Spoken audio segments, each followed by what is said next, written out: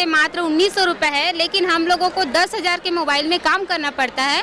हर महीने 300 रुपये का नेट चार्ज डालना पड़ता है, तब जा करके हम देते हैं। तो सोचो, और जो 1900 रुपये मिलता है वो भी हर महीने नहीं मिलता, 3 महीने 4 महीने। क्या नाम बताइए आप अपनी? मेरा नाम पद्मा पाटिल है, मैं प्रांत की उपाध्यक्ष हूँ। होगा ही होगा, क्योंकि फंड सभी के लिए तो फंड आ रहा है। तो क्या हमारे बिहान के दीदियों के लिए और यहाँ पे जो उपस्थित हुए हैं सभी दीदी भाई या लोग, उनके लिए भी तो फंड होगा ही होगा। और ये कर्मचारी के प्रदेश के विकास में महत्वपूर्ण भूमिका निभा रही है। तो हमारे साथ दुर्लभ व्यवहार क्यों? भाई हमको आधे से कम नियमित कर्मचारी से कम तनख्वाह में। मतलब आप सरकार की सारी योजनाओं को गाँव में घर घर पहुँचाने के काम करते हैं, पर आप जब समस्या में है तो कोई सुन नहीं रहा है। लाल प्रसाद साहू, प्रदेश अध्यक्ष छत्तीसगढ़ प्रगतिशील अनियमित कर्मचारी फेडरेशन। फेडरेशन अपनी प्रदेश के में जो लाखों अनियमित कर्मचारी है उसकी मांगों के लिए निरंतर संघर्षरत रहा है।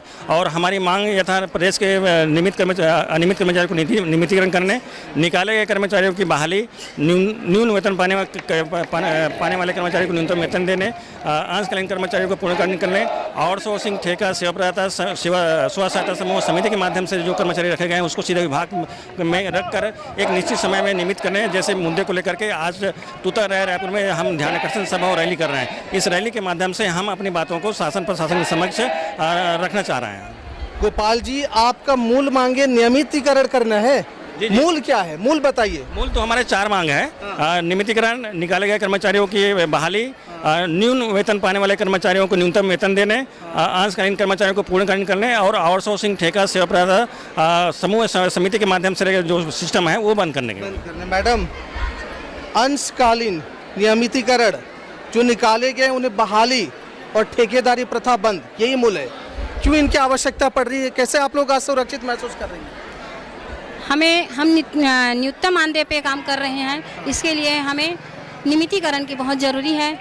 और महीने में हमें 5-6 महीना हो जाता है, मानदेय नहीं दिया जाता है, तो हमें 5 तारीख के पहले ही हमारा मानदेय दिया जाए। इसके लिए हम सभी कैडर आज 1 दिवसीय हड़ताल यहाँ तूता पे कर रहे हैं। तो हड़ताल के माध्यम से हम शासन प्रशासन तक अपनी ये मांगे पहुँचाना चाहते हैं। मैडम, सरकार कह रही है, ओपी चौधरी जी कह रहे थे फंड नहीं है, कैसे आपकी मांगे पूरी करेंगे?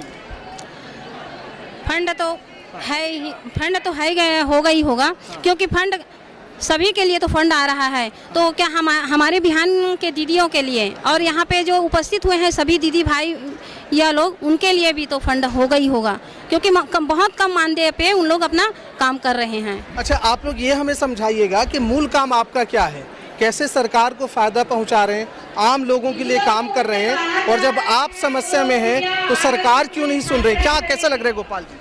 देखिए, प्रदेश में 2 प्रकार के कर्मचारी काम करते हैं, एक नियमित, दूसरा अनियमित। नियमित की केवल क्या है 3,90,000 है, अनियमित 7 लाख से अधिक संख्या है। जो प्रदेश के शासकीय कार्यालयों में आप लोगों की कितनी जनसंख्या है? 7 लाख से अधिक संख्या है। अच्छा। हाँ, और जो सरकार के जो निचले स्तर के जो काम है, जैसे क्या है आंगनबाड़ी है, मितानिन है, या फिर बिहान केडर के है या ग्राम पंचायत में, वहाँ से लेकर के उच्च जो है, चाहे मंत्रालय हो या फिर संचालनालय हो, वहाँ तक के लगभग सभी कर्मचारी हैं। और ये कर्मचारी के प्रदेश के विकास में महत्वपूर्ण भूमिका निभा रही है। तो हमारे साथ दुर्लभ व्यवहार क्यों? भाई हमको आधे से कम नियमित कर्मचारी से कम तनख्वाह में। मतलब आप सरकार की सारी योजनाओं को गाँव में घर घर पहुँचाने के काम करते हैं, पर आप जब समस्या में है तो कोई सुन नहीं रहा है। मैं बालोद जिला से हूँ, गुंडरदेव ब्लॉक से। मैं आरबीके हूँ, बिहान में बिहान केडा, जिसमें हमको 9 से 10 गांव भ्रमण करना पड़ता है सर, जिसमें हम लोग एसएचजी को ऑडिट करते हैं, प्लस उसका पूरा रजिस्टर है उसको बताते हैं। पहले हमारा मानदेय 5,000 था, लेकिन उसको घटाकर अभी 2,200 किया, 4,000 किया, उसके बाद 2,200 किया। क्यों कम किया? आपने पूछा अधिकारी से? हाँ, हम लोग किए हैं, जवाब ही नहीं दे रहे हैं सर। हम लोग जवाब ही नहीं दे रहे। क्यों? कौन अधिकारी है? MD मैडम है। नाम क्या है उसका? नाम नहीं पता सर, हम लोग आवेदन भी दे चुके हैं इसके बारे में, कोई खोज भी नहीं, और हम लोग को भत्ता भी नहीं देते। मात्र हम लोग 27। पहले कितना मिलता था? पहले 5,000 मिलता था। अब कितना दे रहे? उसके बाद 4,000 मिलते थे, उसके बाद 2,200 मिलते थे, अभी मात्र 2790 रुपये। मेन काम क्या था आपका? हम लोगों का समूह में जाकर 9-10 गाँव जाते हैं, समूह का रजिस्टर ऑडिट करते हैं, प्लस रजिस्टर को बताते हैं, और हम लोग को कुछ भी नहीं मिलता। मात्र 2790 में पूरा परिवार को चलाना। इंदु कश्यप। इंदू जी, क्या समस्या है आपको? सर हम महिला पुलिस वॉलंटियर बैकुंठपुर जिला कोरिया से हैं और हमारी नियुक्ति 2018 में हुई थी पुलिस विभाग से। हम पुलिस का बहुत महत्वपूर्ण कड़ी के रूप में एक बहुत अच्छा काम करते थे। फिर एक ट्रायल के रूप में मतलब हमारी नियुक्ति हुई थी जब रमन सरकार थी तब। फिर उसके बाद सर हमारे से 4 साल काम लिया गया और कोई पेमेंट नहीं था, बस 1000 रुपये पॉकेट मनी थी। मैंने 4 साल तक 1000 में काम किया? सिर्फ मोबाइल खर्च और आने का ऑटो भाड़ा आने जाने का। फिर उसके बाद 4 साल काम लिया गया सर। उसके बाद 4 साल के बाद 2022 में निकाल दिया गया। और आप देख रहे हैं, महीने 1000 रुपए और 4 साल तक काम किए। क्या काम कर रही थी, एक बार फिर बताएं। सर पुलिस प्रशासन की एक महत्वपूर्ण कड़ी थे। एनी टाइम ड्यूटी में रहते थे हम लोग, ऑनलाइन ड्यूटी। नाम क्या था उसका? सर महिला पुलिस वॉलंटियर। महिला पुलिस वॉलंटियर जी। कितने घंटे ड्यूटी करते थे? सर ऑन ड्यूटी थे हम लोग। On duty माने 12-24 घंटे? आधे रात को भी उठा के ले जाते थे। तैयार नहीं है, सरकार बोलती है हमारे पास फंड नहीं है। बाकी के लिए फंड है, हमारे लिए फंड नहीं है क्या? फिर आप इस तरह से दोहरा बर्ताव कैसे कर सकते हैं आप? यदि आपके एक नियमित कर्मचारी को जैसे मैं एक प्रोग्रामर हूँ, मेरे 5400 पे ग्रेड है, मेरे जो साथ में जो रेगुलर कर्मचारी उसको 1.5 लाख तनख्वाह मिलता है, मेरे को 30,000 मिलता है। तो ये तो बहुत ही मतलब असमानता है। मतलब सेम काम है, सेम काम का एक को 1 लाख सैलरी, एक को 30,000 रुपए, यही है ना? बिल्कुल। अच्छा, इससे समस्या क्या आ रही है? क्या समस्या आ रही है? सर मैं ओम प्रकाश लीलारे। सर मैं डिस्ट्रिक्ट अस्पताल बीजापुर में डायलिसिस टेक्नीशियन की पोस्ट में था, मैं और मेरी वाइफ। तो हमने 4.5 साल वहाँ पर काम किया और उसके बाद में हमको एक दिन बिना नोटिस मतलब एकदम से नोटिस देते हैं कि आपको अगले महीने से मतलब अगले काम पे नहीं आना है और आपकी सेवा समाप्त की जाती है। मैं कहा सर क्यों? तो बोले नहीं, हमने आपके जो डिपार्टमेंट को ठेका में दे दिया है। सर मुझे जब मैं ठेके वाले से बोले आप ठेके वाले से बात करो, मैंने जब ठेके वाले से बात करी तो ठेके वाले कहा ठीक है सर, हम आपके साथ काम करेंगे, हम तो यहाँ भी काम कर रहे थे। तो बोले नहीं, आपको मेरे को 45,000 और मेरे वाइफ को 35,000 रुपये तनख्वाह मिल रहा था। बोले नहीं, आप 10,000 में काम करिए। तो सर बताइए, आप 45,000 रुपये देने के बाद फिर हमको बोले ठेका में 10,000 में काम करो। तो हम लोग सर कैसे अपने घर चलाएंगे और क्या करेंगे? और हम पति पत्नी हम दोनों को एक साथ बिठा दिया। मैं संचालक महोदय के पास जब यहाँ पर नया रायपुर में गया, संचालक महोदय बोलते हैं जब तक आपकी हमको ज़रूरत थी तब तक हमने आपसे सेवा ली, अब आपकी हमको ज़रूरत खत्म हो गई है तो आप घर चले जाइए। तो सर डिपार्टमेंट तो बंद नहीं हुआ ना, डिपार्टमेंट तो अभी भी चल रहा है। देख रहे हैं इनके दर्द। ये कहाँ से बताएं आप? सर मैं अभी तो मैं भिलाई में रहता हूँ, मेरी पोस्टिंग बीजापुर बस्तर सुदूर अंचल है, बिहाड़ इलाके है। वहाँ जाके काम करते, निकाल दिए गए, कह रहे 10,000 में काम करिए। जब यही सरकार बनने के पहले लोगों को कहते थे कि हमारी जितनी समस्याएं, बेरोजगारी है, नौकरियां हम बराबर कर देंगे, संवेदनशील सरकार है। क्या लग रहा है सर, संवेदनशील लग रहा है कि नहीं आपको? बिल्कुल लग रहा है। इसमें अपने की जो बातें हैं अपने बातें रख रहे हैं और हम भी चाह रहे हैं कि जैसे हम अपने विभाग के शासकीय औपचारिक इधर शिक्षक संघ से हूँ मैं, तो अन्य राज्यों में जो अनुदेशक परीक्षक है उनको नियमितीकरण कर दिया गया है और आदरणीय जो मुख्यमंत्री है वो खुद औपचारिकता में अनुदेशक रूप में कार्य कर चुके हैं। क्योंकि जब हम उनसे मुलाकात किए हैं तो चर्चा के दौरान जानकारी मिला है कि आदरणीय जो मुख्यमंत्री हैं वो भी औपचारिकता में अनुदेशक रह चुके हैं।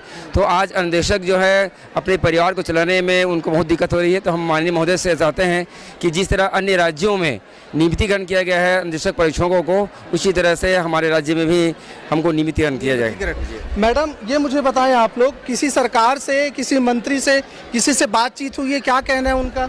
किसी से कुछ बातचीत? अभी तक तो कोई बातचीत नहीं हुआ है। किसी को ज्ञापन सौंपे आप लोगों ने? हम लोग ज्ञापन दिए हैं कि हम लोग वहाँ एमजे शर्मा के पास मैं छोड़ी थी और मुख्यमंत्री के पास भी मैं 2-3 बार हो गया लेटर दी थी सर। मतलब आप सीएम साहब, डिप्टी सीएम साहब दोनों का आवेदन दे दिए हैं, क्या कहना है उनका?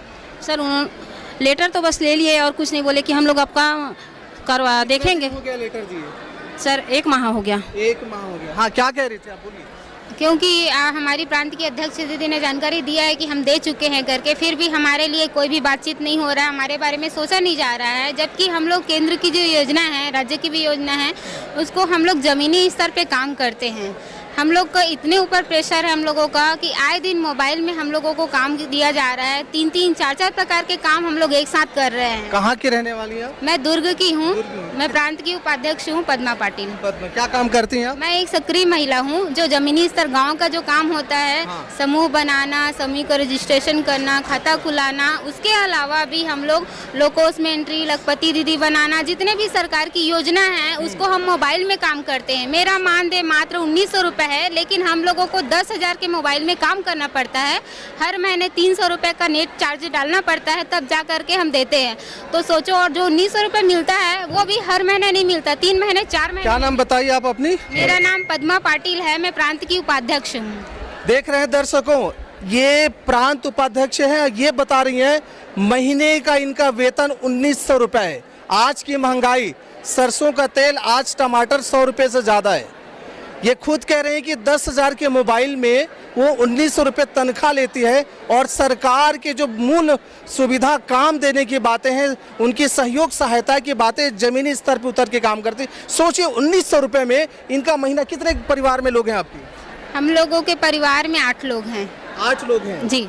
और आप 1900 रुपये में कैसे खर्चे चलाती हैं? वही तो, इसलिए तो हम आंदोलन में बैठे हैं कि हम 1900 रुपये में कैसे चलाएंगे। हमारा तो आने जाने में इतना खर्चा हो जाता है, यात्रा भत्ता कुछ नहीं मिलता है, मोबाइल खर्चा कुछ नहीं मिलता है। आप कैसे भी करो, आप मोबाइल ला करके उसमें काम करो। हम लोग को चलो ठीक है, ऑफलाइन काम देता तो हम कर लेते, लेकिन ऑनलाइन काम दिया जाता है, ऊपर से इतना सारा काम है। बहुत ये बड़े हैरान कर देने वाली बातें हैं कि 1900 रुपये में ये नौकरी करती है। सरकार के हर एक योजना को जमीन स्तर पर लखपति दीदी बनाने वाला, आपने सुना होगा मोदी जी ने कहा था, हमने करोड़ों लाखों लखपति दीदी बना दी।